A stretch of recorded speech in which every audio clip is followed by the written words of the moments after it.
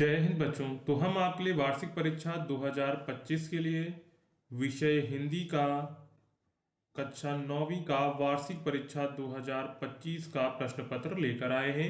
यह प्रश्न पत्र आपके लेटेस्ट पैटर्न पर आधारित है, तो आप लोग इसी बेस पर अपना जो है एग्जाम की प्रिपरेशन करिएगा वार्षिक परीक्षा के लिए। और अगर आप चैनल पर पहली बार आए हैं तो चैनल को सब्सक्राइब जरूर कर लीजिएगा। ये आपका एक सैंपल पेपर है, मॉडल पेपर है, ठीक है। तो यहाँ पर जो है आपको जितने भी क्वेश्चंस दिए जाएंगे वो आपके एग्जाम के लिए इंपॉर्टेंट होंगे, तो एग्जाम से पहले एक बार जरूर इन क्वेश्चंस को आप लोग देख लीजिए। जितने भी क्वेश्चंस हैं वो इंपॉर्टेंट है आपके एग्जाम के लिए। और अगर आपने अभी तक भी चैनल को सब्सक्राइब नहीं किया है तो चैनल को सब्सक्राइब कर दीजिए और वीडियो को भी लाइक कर दीजिएगा, ठीक है। तो चलिए, सबसे पहले हमारा आता है खंड आ, जिसमें हमको बहुविकल्पीय प्रश्न देखने को मिलते हैं, यानी कि ऑब्जेक्टिव टाइप क्वेश्चंस देखने को मिलते हैं। जिसमें हमारा सबसे पहला क्वेश्चन है, खड़ी बोली गद्य के विकास में योगदान करने वाले मुख्य आरंभिक लेखक कौन है? भारतेंदु हरिश्चंद्र, सदा सुखलाल, महावीर प्रसाद द्विवेदी, रामचंद्र शुक्ल। तो यहाँ पर राइट आंसर आपका हो जाएगा भारतेंदु हरिश्चंद्र। ऑप्शन यहाँ पर आपका जो है ए वाला करेक्ट हो जाएगा, ठीक है। अगर कहीं पर आपको सिर्फ सदा सुखलाल दिखता है तब भी इसको भी करेक्ट हो जाएगा, ठीक है। इनको भी माना जाता है। इसके बाद नेक्स्ट है इसमें आपका दूसरा, योग वशिष्ठ के रचनाकार हैं। ऑप्शंस आपको दिए गए थे दौलत राम, मथुरानाथ शुक्ल, सदा सुखलाल और राम प्रसाद निरंजनी। तो यहाँ पर जो भाषा योग वशिष्ठ के लेखक हैं वो है राम प्रसाद निरंजनी। कौन है ना? राम प्रसाद निरंजनी है, ठीक है। यानी कि ऑप्शन नंबर यहाँ पर आपका जो है डी वाला करेक्ट हो जाएगा, ठीक है। नेक्स्ट है, कवि वचन सुधा के संपादक थे। ऑप्शंस आपको दिए गए थे प्रताप नारायण मिश्र, भारतेंदु हरिश्चंद्र, प्रेमचंद्र और यहाँ पर बाल कृष्ण भट्ट। तो यहाँ पर जो राइट आंसर क्या हो जाएगा? तो राइट आंसर यहाँ पर हो जाएगा कवि वचन सुधा के कौन है लेखक? तो इसके संपादक हैं भारतेंदु हरिश्चंद्र। ऑप्शन यहाँ पर आपका जो है बी वाला करेक्ट हो जाएगा। नेक्स्ट है, एकांकी में कितने अंक होते हैं? देखो क्या नाम है, एकांकी। अब एकांकी का मतलब जिसका एक अंक हो, यानी इसमें कितने अंक होते हैं? तो इसमें एक अंक होता है, यानी कि ऑप्शन नंबर आपका ए वाला यहाँ पर करेक्ट हो जाएगा। नेक्स्ट है, सूर सागर के रचनाकार हैं। तो सूर सागर के रचनाकार हैं, ऑप्शंस आपको दिए गए थे तुलसीदास, कबीरदास, सूरदास, जायसी। तो यहां पर जो है सूर सागर के रचनाकार हैं सूरदास। कौन है? सूरदास है। ऑप्शन यहाँ पर आपका जो है सी वाला करेक्ट हो जाएगा। नेक्स्ट है, अमीर खुसरो कवि हैं। तो अमीर खुसरो कवि हैं आदिकाल के, भक्ति काल के, रीति काल के, आधुनिक काल के। तो अमीर खुसरो किस काल के कवि हैं? तो अमीर खुसरो जो है वो आदिकाल के कवि हैं। ऑप्शन यहाँ पर आपका जो है ए वाला यहाँ पे करेक्ट हो जाएगा, ठीक है। नेक्स्ट है क्वेश्चन नंबर 7, कबीर के दोहों को नाम से जाना जाता है। दोहा, सबद, साखी, पद। यानी कि जो कबीर के दोहे हैं उनको किस नाम से जाना जाता है? तो उनको हम लोग साखी के नाम से जानते हैं। किस नाम से जानते हैं? साखी के नाम से जानते हैं, यानी कि ऑप्शन यहाँ पर आपका जो है सी वाला करेक्ट हो जाएगा। नेक्स्ट है, साहित्य लहरी रचना है। तो साहित्य लहरी रचना है कबीरदास, तुलसीदास, भारतेंदु हरिश्चंद्र, सूरदास। इसका बिल्कुल सिंपल आंसर है। इसका आंसर आप लोग कमेंट सेक्शन में बताएंगे। इसका आंसर जो है जिसका सबसे पहले आएगा उसका आंसर मैं कमेंट में पिन कर दूंगा, ठीक है। सिंपल क्वेश्चन, नहीं तो वीडियो के एंड में हम आपको इसका आंसर बता देंगे। आप लोग इसका तुरंत आंसर बताइए, इसका आंसर क्या होगा? साहित्य लहरी रचना है। ऑप्शंस कबीरदास, तुलसीदास, भारतेंदु हरिश्चंद्र और सूरदास। आपको क्लियर हो गया होगा कि इसका आंसर क्या होगा। बिल्कुल सिंपल क्वेश्चन है। नेक्स्ट है, श्रृंगार रस का स्थायी भाव है उत्साह, रति, निर्वेद, आश्चर्य। तो जो श्रृंगार रस का स्थायी भाव है वो है रति। क्या है? जो रति है वो श्रृंगार रस का स्थायी भाव है। नेक्स्ट है क्वेश्चन नंबर 10, दोहा छंद के पहले और तीसरे चरण में मात्राएं होती हैं। 13-13 मात्राएं, 11-11 मात्राएं, 13-13-11 मात्राएं और 11-13 मात्राएं। तो पहले और तीसरे चरण यानी कि विषम चरणों में, किसमें? विषम चरणों में हमसे मात्राएं पूछी जा रही हैं। तो विषम चरणों में जो है दोहा में कितनी होती है?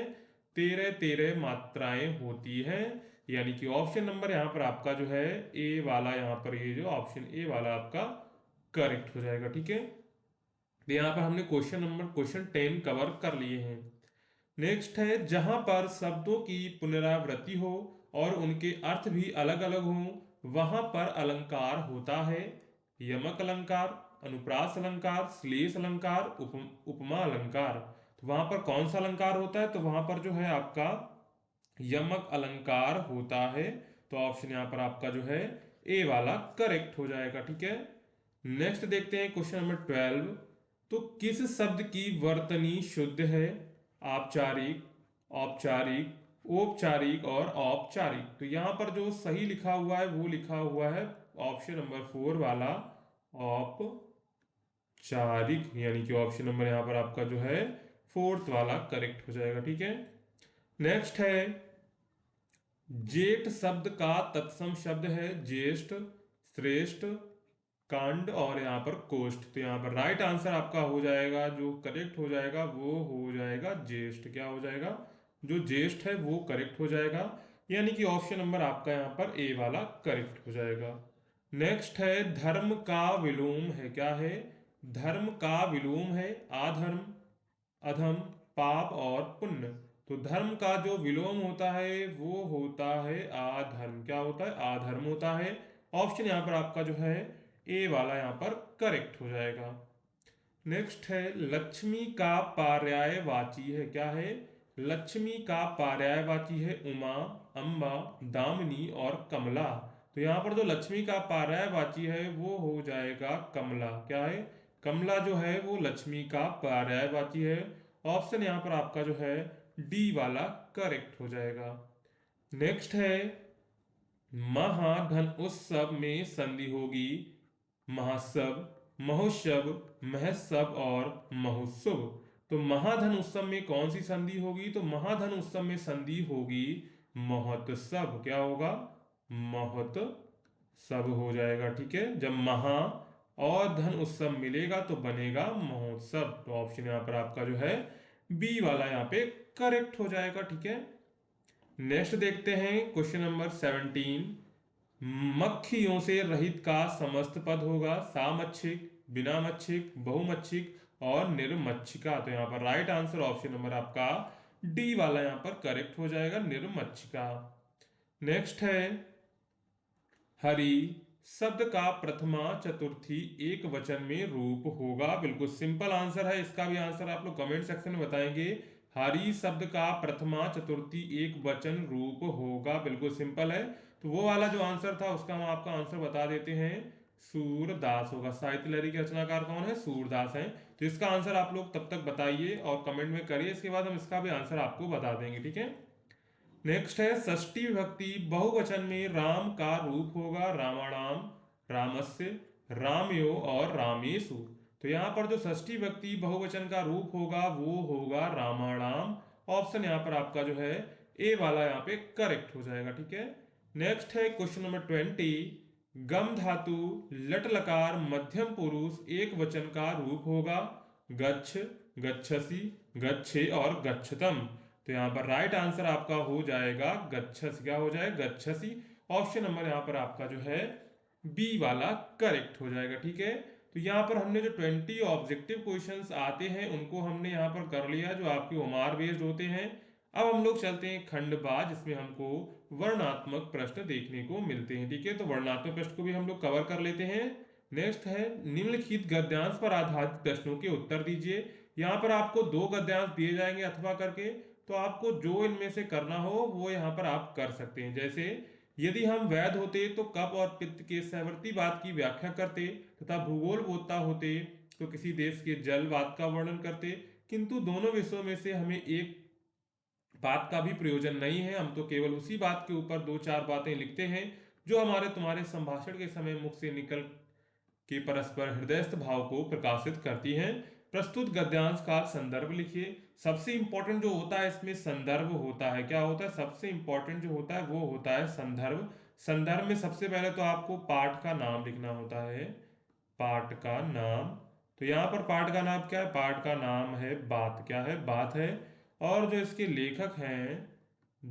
लेखक हैं वो कौन है? इसके लेखक हैं प्रताप नारायण मिश्र। कौन है? प्रताप नारायण जो मिश्र हैं इसके लेखक हैं। प्रताप नारायण मिश्र जो है इसके लेखक हैं। ठीक है। इसके बाद रेखांकित अंश की आपको व्याख्या करनी है, यानी कि जो भी ऊपर रेखांकित अंश में है उसको आपको क्या करना है? उसकी व्याख्या करनी है। इसके बाद है हम हृदयस्थ भाव व्यक्ति कैसे करते हैं। तो इन क्वेश्चंस के आंसर सिंपल होते हैं। आपको जो भी पैसेज में दिया गया उससे रिलेटेड थोड़ा आपको अपनी तरफ से ऐड करना होता है और आप आंसर इसका लिख सकते हैं। इसके बाद अथवा में आपको दूसरा दिया गया है, दृढ़ संकल्प से दुविधा की बेड़ियां कट जाती हैं, मेरी दुविधा भी दूर हो गई, कुएं में घुसकर चिट्ठियों को निकालने का निश्चय किया, कितना भयंकर निर्णय था, पर जो मरने को तैयार हो उसे क्या? मूर्खता अथवा बुद्धिमत्ता से किसी काम को करने के लिए कोई मीत का मार्ग ही स्वीकार कर ले और वह भी जानबूझकर, तो फिर वह अकेला संसार से भिड़ने को तैयार हो जाता है। और उसे फल की क्या चिंता, फल तो किसी दूसरी शक्ति पर निर्भर है। प्रस्तुत गद्यांश का संदर्भ लिखिए। क्या है? प्रस्तुत गद्यांश का संदर्भ लिखिए। तो ये किस पाठ से ये लिया गया है? स्मृति। ठीक है, स्मृति से लिया गया है। और जो है इसके लेखक हैं श्री राम शर्मा। कौन है? श्री राम शर्मा है। ठीक है। रेखांकित अंशों की आपको व्याख्या करनी है। लेखक चिट्ठियों को किस प्रकार निकालना चाहता था। इसके बाद है क्वेश्चन नंबर 22। तो क्वेश्चन नंबर 22 में क्या कर रहा है? निम्नलिखित पद्यांश पर आधारित प्रश्नों के उत्तर दीजिए। ज्ञान प्रकाश्या गुरु मिल्या सो जिन बिसर जाई, जब गोविंद कृपा करी तब गुरु मिलिया आई। प्रस्तुत पद्यांश का संदर्भ लिखिए। तो ये आपका जो है कबीर जो पाठ है उससे लिया गया है। रेखांकित अंश की व्याख्या करनी है। गोविंद की कृपा का शिष्य को क्या लाभ हुआ। अथवा में अगर आपको ऊपर वाला नहीं आता है तो आप नीचे वाला यहाँ पे कर सकते हैं। यह संग में लागियो डोले सदा, बिन देखे ना धीरज आनती है, छीनो जो वियोग परे हरिश्चंद्र, तो चाल प्रलय की सूट ठानती है। बरूनी में थिरेन छपय उछवे, तल में ना समाई वो जानती है, पिए प्यारे तिहारे निहारे बिना अखियां, दुखियां तो ही मानती हैं। उपर्युक्त पद्यांश का संदर्भ लिखिए। क्या है? संदर्भ लिखिए। तो ये तो आपको पता होगा। यहाँ पर देखिए हरिश्चंद्र आ गया है, मतलब कि जो इसके कवि हो गए वो तो आपको पता चल गया होगा। कौन है? भारतेंदु हरिश्चंद्र है। कौन है? भारतेंदु जो हरिश्चंद्र हैं इसके कवि हैं। और जो इसका जो टॉपिक है वो है प्रेम माधुरी। क्या है? प्रेम माधुरी इसका शीर्षक है। ठीक है। ये हो जाएगा संदर्भ। रेखांकित अंश की व्याख्या।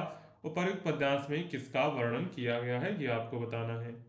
इसके बाद आता है क्वेश्चन नंबर 23 का। तो यहाँ पर देखिए निम्नलिखित संस्कृत गद्यांशों में से किसी एक का संदर्भ सहित हिंदी में अनुवाद कीजिए। यानी कि आपको यहाँ पर देखिए दो संस्कृत गद्यांश दिए जाएंगे। आपके पाठ में जो भी संस्कृत के पाठ हैं उनसे आपको 4-5 लाइनें दे दी जाएंगी। उनका आपको संदर्भ से यानी किस पाठ से लिया गया है और उसका हिंदी में अनुवाद करना होगा।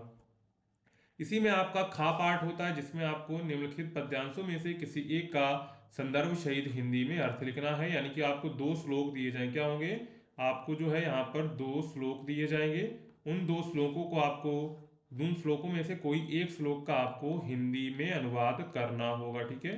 तो आप हिंदी में अनुवाद उनका कर सकते हैं। तो अथवा में ये आपको देखिए 2 दिए गए हैं, दोनों में से कोई आप एक यहाँ पे एक कर सकते हैं। इसके बाद आते हैं क्वेश्चन नंबर 24 पे। तो क्वेश्चन नंबर 24 क्या कह रहा है? नए मेहमान एकांकी का कथा सार लिखें अथवा व्यवहार एकांकी के कथानक की समीक्षा करें। तो यहाँ पर इन दोनों में से आप कोई एक कर सकते हैं। इसके बाद आते हैं क्वेश्चन नंबर 25 पे। किसी का कहा है निम्नलिखित लेखकों में से किसी एक का जीवन परिचय देते हुए उनकी प्रमुख रचना लिखिए। हजारी प्रसाद द्विवेदी और महादेव वर्मा, दो में से किसी एक का आपको क्या करना है? जीवन परिचय लिखना है और उसकी प्रमुख रचनाएं लिखनी है। इसी में आपका खा क्वेश्चन आता है, निम्नलिखित कवियों में से किसी एक कवि का जीवन परिचय देते हुए उनकी एक प्रमुख रचना लिखिए।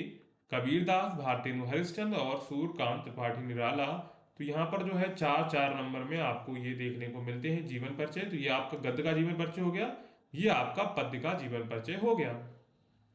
इसके बाद क्वेश्चन नंबर 26 आता है, अपनी पाठ पुस्तक से याद किया हुआ कोई एक श्लोक लिखिए जो इस प्रश्न पत्र में ना दिया गया हो। अब ऐसा नहीं करें कि ऊपर आपको जो 2 श्लोक दिए गए उसमें से आपको एक श्लोक लिख देंगे। आपको इनसे एक अलग श्लोक लिखना है और वो आपको 4 नंबर में दिखेगा। ठीक है। इसके बाद है क्वेश्चन नंबर 27। निम्नलिखित में से किन्हीं दो प्रश्नों का उत्तर संस्कृत में दीजिए। सज्जना के भवति, रामस्य के गुणा सन्ति, रामदासा प्रातः काले उत्थाय किम करोति और लोकः का प्रसीदति। तो यहाँ पर चार प्रश्न दिए, इसमें से किन्हीं दो प्रश्नों के आपको उत्तर देने हैं। इसके बाद है निम्नलिखित मुहावरों लोकोक्तियों में से किसी एक का अर्थ बताते हुए अपनी वाक्य में प्रयोग कीजिए। आसमान पर चढ़ना या चढ़ाना, तो इसका मतलब है उसकी बहुत तारीफ करना। नाक का बाल होना मतलब कि बहुत प्रिय होना। 100 सुनार एक लुहार की, मतलब कि जो निर्मल के बहुत सारे जो प्रहार के मुकाबले बलवान का एक प्रहार। जैसी करनी वैसी भरनी, इसका मतलब है कार्य के अनुसार परिणाम मिलता है।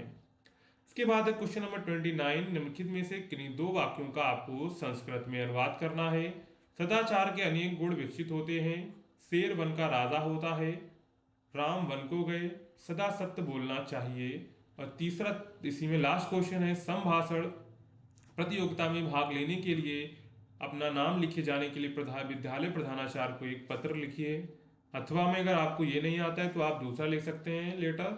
अपने विद्यालय के प्रधानाचार्य जी को शुल्क मुक्ति के लिए एक प्रार्थना पत्र लिखिए। तो प्रार्थना पत्र ये आपका 5 नंबर में आता है, ठीक है।